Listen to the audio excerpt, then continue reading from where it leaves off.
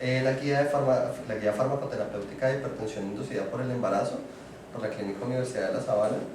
Entonces fue elaborada por el Departamento de Farmacología Clínica y fue actualizada el 7 de marzo de este año. Hablamos primero que todo sobre los niveles de evidencia y los grados de recomendación que se presentan para esta guía, sabiendo pues que de niveles de evidencia dividido en A, B y C de acuerdo a que sea un ensayo clínico aleatorizado válido para el grupo A o un metaanálisis. Segundo, que sean ensayos clínicos aleatorizados pero que no tengan una validez completa, un estudio de cohorte, casos y controles o serie de casos o reporte de casos, y como opción C, una opinión de expertos. Los grados de recomendación va primero el 1, sabiendo que esto nos va a llevar a que la terapia que estemos utilizando sea benéfica para la terapia analizada de acuerdo a nuestro paciente. El segundo se puede dividir en dos. El 2A es que haya una controversia en el beneficio de utilizar la terapia. Sin embargo, la mayoría de los estudios concluyen que la terapia puede ser usada sin ningún inconveniente. La 2B es que no se demuestra de manera contundente el beneficio de utilizar la terapia, por lo tanto en este momento deberíamos evaluar el riesgo-beneficio que tenemos con el paciente en particular. Y el tercero es que claramente no debe utilizarse la terapia.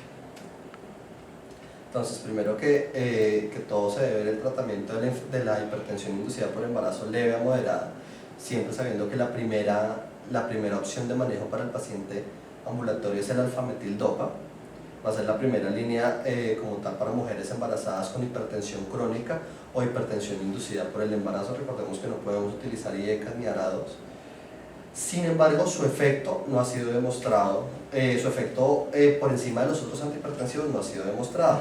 ¿Listo? Por ejemplo, como con los beta bloqueadores, no hemos conseguido que la tensión llegue a bajar tanto como los otros antihipertensivos, pero al utilizar los otros antihipertensivos vamos a tener problemas en el punto de teratogénesis y asimismo de disminución de la parte placentaria. Por lo tanto, de la perfusión placentaria. Tendríamos disminución de la función placentaria y habría problemas de restricción del crecimiento intrauterino. Segunda opción que nos dice la guía es la hidralazina. Sin embargo, en Colombia no tenemos autorizado, no tenemos las tabletas que vendrían por 25 miligramos. El nifedipino sí está autorizado y tenemos nifedipino tanto de 10 miligramos como de 30 miligramos. Lo usual sería utilizar los 30 miligramos cada 12 horas en la edad de Doros, pero recordando siempre que en las primeras 72 horas el nifedipino no tiene una acción antihipertensiva. Por lo tanto, debemos estar cubriendo a la paciente antes de empezar a utilizar esto. Asociado, pues también recordar que el nifedipino tiene pues la acción tocolítica que generalmente se utiliza en los 10 cada 8. Por cuarta opción tenemos el uso del labetalol. Sin embargo, en el país tampoco tenemos labetalol en tabletas. Por lo tanto, es una opción que solo la tenemos para la paciente que tiene cifras tensionales elevadas en rango de severidad. Y lo que hablan las guías es que el labetalol a largo plazo induce una restricción de crecimiento intrauterino. Sin embargo, como les digo, acá lo utilizamos solo en el momento agudo de la enfermedad, por lo tanto se presenta en el preparto, parto o posparto, lo que nos reduce significativamente el riesgo de que el recién nacido vaya a restringirse. Esto es una recomendación 1A. Otra de las partes que habla la guía es que tanto los diuréticos como los inhibidores de la enzima convertidora de angiotensina y los ARA2 no deben ser utilizados, como les dije anteriormente, por el alto riesgo de teratogénesis y asociado porque estaríamos comprometiendo la función placentaria, que sí nos podría llevar a sufrir de un RCIU. ¿Listo? Entonces, esto es una recomendación 1A. Para la preeclampsia severa, vemos que hay 3 opciones de manejo. Las 3 van a ser de evidencia 2B. Primero que todo va a ser el labetalol, segundo el nifedipino, tercero la hidralazina. Recordemos, como les dije anteriormente, hidralazina no tenemos, por lo tanto tendríamos las primeras 2 opciones. Siempre que tengamos una paciente con preeclampsia severa, entendido la preeclampsia severa como tensiones por encima de 160-110, o que tenga compromiso de órgano blanco, o que tenga una proteinuria masiva por encima de 2 gramos, que es lo que reporta la literatura, o alguna literatura por encima de 5 gramos. Entonces siempre debemos tener un monitoreo fetal continuo mientras estabilizamos la tensión. Eso también fue una recomendación 2B. Para la paciente que nos llega con una preeclampsia severa, debemos iniciar el manejo de la tensión con medicamentos intravenosos. Lo que les decía, recordando pues siempre el concepto de la parte de la preeclampsia severa, no solo como cifras tensionales, sino paciente que nos esté haciendo un compromiso de órgano blanco o que tenga una proteinuria masiva de 2 gramos o más o de 5 gramos o más, dependiendo de las guías que se lean. Tenemos siempre como segunda opción mirar la viabilidad de la terminación del embarazo, dado que pues todos sabemos que la preeclampsia, el mejor tratamiento disponible es desembarazar a la mujer. ¿Listo? Después de esto tenemos que mirar la administración del abetalol 20 miligramos IV en 2 minutos. Se debe repetir la toma de la tensión arterial a los 10 minutos. Posterior a esto, si las cifras siguen elevadas, debemos administrar ahora 40 miligramos también en un bolo en 2 minutos y continuar monitorizando la tensión arterial.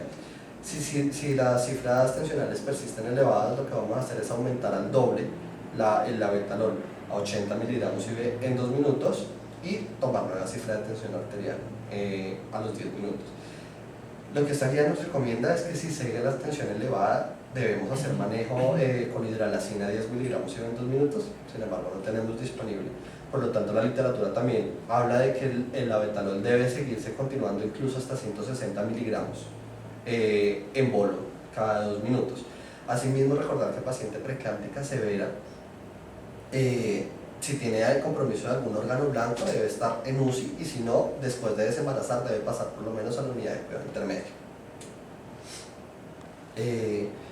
Otra de las cosas importantes de la preeclampsia severa y de la eclampsia es que tenemos la posibilidad de desembarazar después de la semana 36 de gestación. Siempre y cuando, bueno, o sea, si es una preeclampsia severa que no nos ha dado ningún otro síntoma, podemos llevarlo hasta la semana 37. Pero siempre recordando que debemos hacer la maduración pulmonar entre la semana 28 y la semana 34 con dexametasona o con betametasona, que es generalmente lo que se usa, 12 miligramos intramuscular cada 24 horas, 2 dosis, con eso ya hacemos la maduración pulmonar y aproximadamente tenemos que tener el rango de 36 horas posterior a la última dosis de betametasona con el fin de que haga su efecto a nivel pulmonar del feto. ¿Listo? Como les dije, recordar que esta maduración pulmonar se hace en una paciente que vaya entre las 28 y las 34 semanas. Antes de las 28 semanas tenemos que mirar la disponibilidad de una UCI neonatal y de los cuidados que se deben tener con ese bebé. Después de la semana 34 ya no se ha visto que haya como tal un verdadero uso o una verdadera utilidad de la dexametasona. ¿Listo? Entonces, paciente que nos presente con convulsiones ya sale del término de preeclampsia, y en el caso de una paciente con cifras tensionales elevadas y asociada a convulsiones ya no va a ser preeclampsia severa, ya sabemos que es como tal una eclampsia. Entonces se recomienda el uso del sulfato de magnesio. Se ha mostrado que este sulfato de magnesio presenta reducción en la mortalidad y morbilidad asociadas con la eclampsia y también nos previene que haya recurrencia en los eventos cerebrales, que haya complicaciones tanto en la materna como en el neonato. Estos son recomendaciones de grado 2B y asimismo se ha demostrado que el sulfato de magnesio es mucho más efectivo que otros medicamentos anticonvulsivantes como la fenitoína o diazepam, sin decir que en algún momento en una paciente que nos esté presentando recurrencia de las convulsiones nos toque llegar a utilizarlo. Generalmente tenemos 2 esquemas de manejo del sulfato de magnesio, dependiendo de qué nos esté presentando la paciente. Si es una paciente que tiene preeclampsia severa asociada a una inminencia de eclampsia, podemos iniciar el esquema McPie, que va de 4 gramos, inicial en bolo, pasados en 15 a 20 minutos, posteriormente dejando a 1 gramo hora. Pero si es una paciente eclántica, ya que nos presentó convulsión, lo vamos a manejar con el esquema Suspan, que va de 6 gramos inicial o una dosis de impregnación de 6 gramos, posteriormente dejándolo 1 gramo hora, y si nos vuelve a convulsionar tenemos que llevarla a 2 gramos hora. Si no nos responde, le tenemos que hacer un segundo bolo de 4 gramos, y si no nos responde ya tenemos que empezar a mirar medicamentos como la fenitoína. ¿Listo? Otro de los esquemas que encontré en esta guía es una dosis de sulfato de magnesio de 10 gramos seguido de 2.5 gramos cada 4 horas por 24 horas. Es una recomendación 2B. Y lo último que habla la guía es la prevención de la preeclampsia, y hablamos de que los estudios han demostrado que el suplemento de calcio durante el embarazo va a reducir el riesgo de desarrollar preeclampsia en mujeres que tengan alto riesgo o mujeres que tengan una baja ingesta de calcio durante su gestación. ¿A qué se refiere esto? Mujeres que tengan consumo de menos de 600 miligramos día de calcio en su dieta normal. Y recordar que otra de las cosas que habla sobre la prevención de la preeclampsia es el uso de aspirina a bajas dosis, generalmente entre 50 a 100 miligramos, o lo que usamos frecuentemente 75 miligramos en mujeres que tengan alto riesgo de presentar preeclampsia, que tengan 2 o 3 factores de riesgos asociados al uso a la preeclampsia.